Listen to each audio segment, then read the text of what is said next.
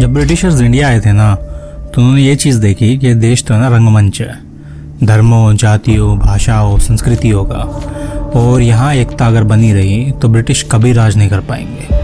तो उन्होंने चुना अपना सबसे बड़ा वेपन, डिवाइड एंड रूल। एक नीति जो भारत को अंदर से तोड़ती गई और उन्हें बाहर से मजबूत करती गई। सबसे पहला एग्जाम्पल मिला 1905 में बंगाल पार्टीशन। लॉर्ड कर्जन ने कहा कि बंगाल को 2 हिस्सों में बांटना ज़रूरी है एडमिनिस्ट्रेशन के लिए, पर असली मकसद था हिंदू और मुस्लिम बंगाल को अलग कर देना।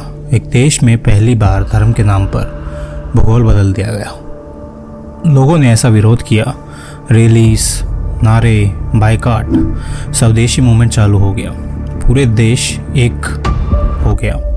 ब्रिटिशर्स घबरा गए। 1911 में बंगाल को फिर से मिला दिया गया, लेकिन जहर तो फैल चुका था।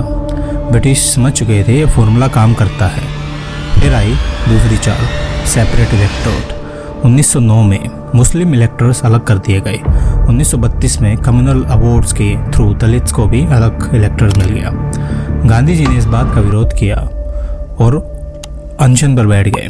पूना पैक्ट के जरिए कुछ समझौता हुआ, लेकिन जो आपकी रिफ्ट है वो बढ़ चुकी थी।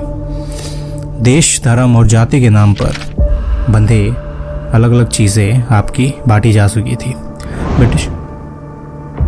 ब्रिटिश कभी हिंदू महासभा को सपोर्ट करते हैं तो कभी मुस्लिम्स को, कभी नॉर्थ और कभी साउथ की भाषा में झगड़ा करवाते, कभी जातियों में रिजर्वेशन के नाम पे कॉन्फ्लिक्ट, कोर्ट्स, एडमिनिस्ट्रेशंस, एजुकेशन, हर लेवल पर आपकी अलग अलग चीज़ें होती थी और अलग अलग कैटेगरीज बना दी गई।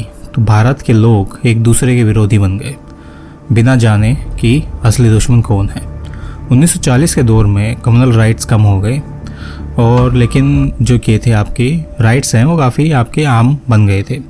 Direct action day, Calcutta killings, Noakhali massacres, Punjab violence, ये सारी चीज़ें आपकी चलती रही। एक के बाद एक स्टेट में खून बहता गया और ब्रिटिश कहने लगे India is ungovernable without partition, और उन्होंने सबूत भी दे दिया अपने झूठ का।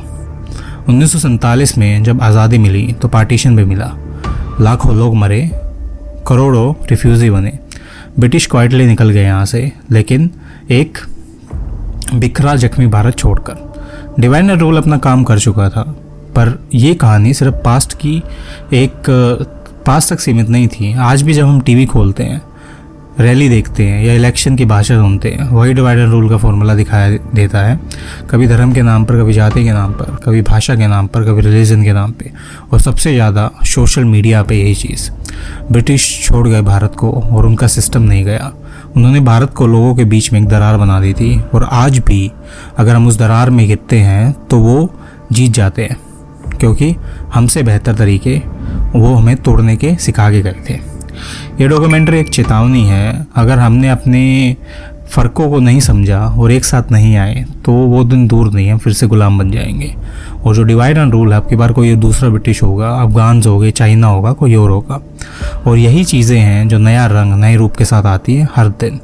हिस्ट्री सिर्फ फैक्ट्स नहीं होती, वो मिरर होती है जो दिखाती है कि हमने कहाँ गलती की थी, और अगर हम उस गलती को टाइम के साथ सुधार लेते हैं तो आपको सीखने का मौका मिलता है उससे, और आप चीज़ें अपने लिए आसान बना लेते हो। अगर गलती नहीं सुधारते तो वही चीज़ें आपके लिए अभिशाप बन जाती है आने वाले टाइम में।